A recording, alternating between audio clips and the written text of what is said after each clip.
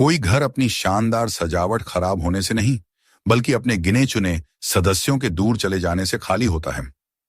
माँ उसको फोन करती रही और एहसास दिलाती रही, वह घर से निकला है तो घर खाली खाली सा हो गया है।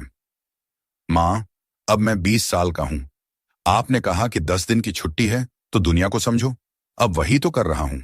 कोई भी जीवन यूं ही तो खास नहीं होता, उसको संवारना पड़ता है।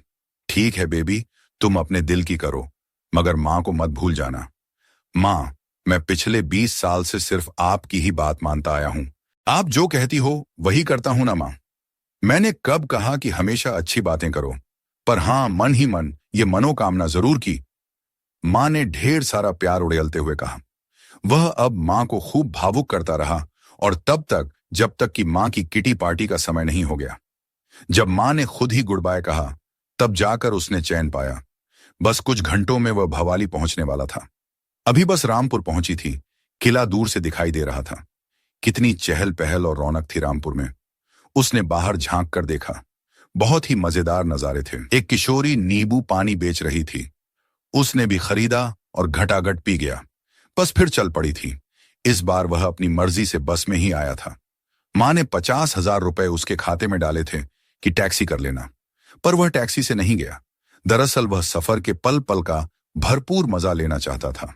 नींबू पानी पीकर उसको मीठी सी झपकी आ गई और कहा कि रामपुर के बाद पंतनगर, टांडा का घनघोर जंगल, रुद्रपुर, बिलासपुर, काठगोदाम कब पार किया, उसको खबर ही नहीं लगी।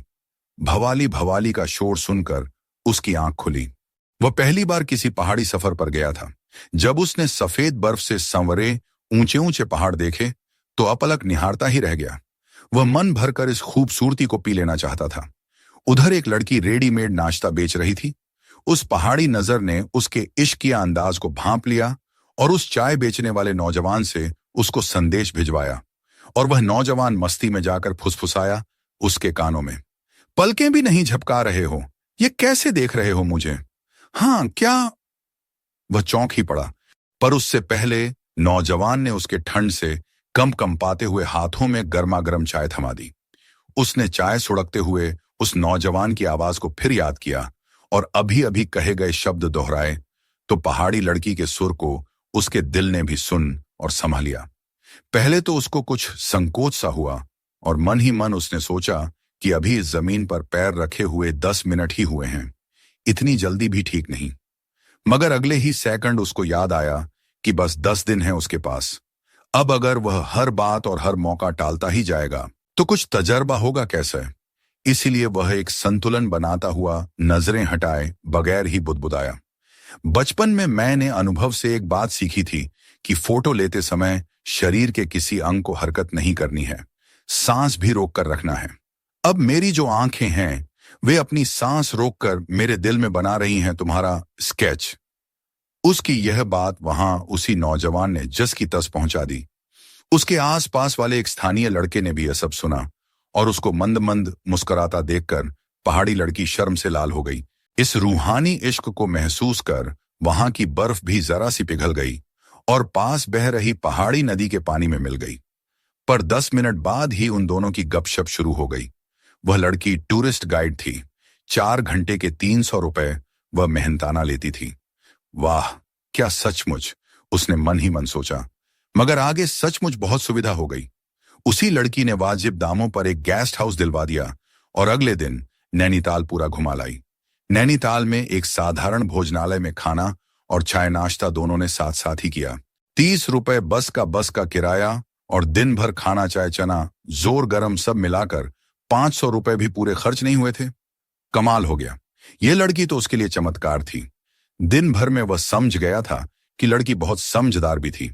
वे लोग शाम को वापस भवाली लौट आए थे। कितनी ऊर्जा थी उसमें, कमाल। वह मन ही मन उसके लिए कहता रहा। एकाध बार उसके चेहरे पर कुछ अजीब सी उदासी देखकर वह बोली थी, यह लो अनारदाना, मुंह में रखो और सेहत बनाओ। उसने अनारदाना चखा। सचमुच बहुत ही जायकेदार था। वह कहने लगी, सुनो, जो निराश हो गई है वह अगर तुम्हारा मन है तो किसी भी उपाय से कोई फर्क नहीं पड़ेगा। पहाड़ समंदर घूमने से, संगीत कला साहित्य से भी बस थोड़ा फर्क पड़ेगा। और वह भी कुछ देर के लिए।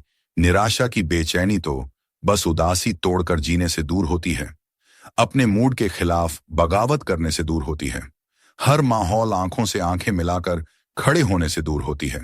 शान से असली इंसान की तरह जीने के मजे लूटने हैं तो जागरूक हो जाओ। अपने भीतर जितना भी जीवन है औरों को बांटते चलो, फिर देखो कितना अनदेखा असर होता है। और अपनी बात पूरी करके उसने 6 घंटे के पूरे पैसे उसको थमा दिए। वह लड़की उससे उम्र में कुछ बड़ी थी। आगे रानीखेत, अल्मोड़ा वगैरह की बस यात्रा उसने अच्छी तरह समझा दी थी। उसने कुछ भी ठीक से नहीं सुना, यही सोचकर कि वह लड़की भी साथ तो चलेगी ही, मगर वह हर जगह अकेला ही गया। उसके बाद वह 4 दिन उसको बिल्कुल नजर नहीं आई। अब कुल 4 दिन और बचे थे। उसने पिथौरागढ़ घूमने का कार्यक्रम बनाया और लड़की साथ हो ली। उसको उस लड़की में कुछ खास नजर आया। सबसे कमाल की बात तो यह थी कि मां के दिए हुए रुपए काफी बच गए थे, या यूं कहें कि उसमें से बहुत सी रकम वैसे की वैसी ही पड़ी थी। उसने चीड़ और देवदार की सूखी लकड़ी से बनी कुछ कलाकृतियां खरीद लीं और वहां पर शाल की फैक्ट्री से मां, उनकी कुछ सहेलियां और अपने दोस्तों के लिए शाल, मफलर, टोपियां वगैरह पसंद कर खरीद लीं। 2 दिन बाद वे दोनों पिथौरागढ़ से वापस आ गए। यात्रा बहुत रोमांचक रही और सुकूनदायक भी। वह उससे कुछ कहना चाहता था, पर वह हमेशा ही उलझी हुई मिलती थी। मन की बात कहने का मौका अपने बेकरार दिल के सामने बेकार कर देने का समय नहीं था। अब 1 दिन और बचा था। उसने आसपास के इलाके ज्योलिकोट और 2 गांव घूमने का निश्चय किया। वह यह सब नक्शे पर देख ही रहा था कि वह लड़की उसके पास भागी भागी चली आई। हांफते हुए वह बोली, जरा सी एक्टिंग कर दो ना। क्या? पर क्यों? वह चौंक पड़ा। अरे सुनो, तुम कह रहे थे ना तुम बहुत अच्छी आवाज भी निकाल लेते हो। ये क्या कह रही हो? मैं एक्टिंग और अभी ये सब क्या है? ओह, तुम्हारी इसी अदा पर तो मैं फिदा हूं। तुम बस मस्तमग्न रहते हो और फालतू कुछ सोचने में समय खराब नहीं करते। चलो चलो, शुरू हो जाओ ना। हाँ हाँ ठीक है, अभी करता हूं। सुनो, अभी यहां एक लफंगा आएगा, उसको कह दो ना कि तुम फिल्म डायरेक्टर हो और अब मैं तुम्हारी अगली हीरोइन। पर मैं तो अभी बस 20 साल का हूं, कहकर वह टालने लगा। हाँ हाँ, उससे कुछ नहीं होता, बस इतना कर दो। ये पुराना आशिक है मेरा, मगर तंग कर रहा है। इसे जरा बता दो कि तुम मुझे कितना चाहते हो, फिर मुझे तसल्ली से सगाई करनी है। वह देखो, वह बस चालक, वह उधर देखो, वही जो हमको पिथौरागढ़ अपनी बस में लेकर गया और वापस भी लाया। वह बोलती जा रही थी और उसका दिमाग चकर घिन्नी बना जा रहा था। वह अचानक गहरे सदमे में आ गया, पर उसकी बात मान ली और उम्दा एक्टिंग की। लड़की ने दूर से सारा तमाशा देखा और उंगली का इशारा भी करती रही। वह उसी समय बैग लेकर दिल्ली की तरफ जाती हुई एक बस में चढ़ा और पलटकर भी नहीं देखा। उसको लगा कि उसके दिल में गहरे घाव हो गए हैं और उसने खुद बहुत सारा नमक अपने किसी घाव में लगा दिया है।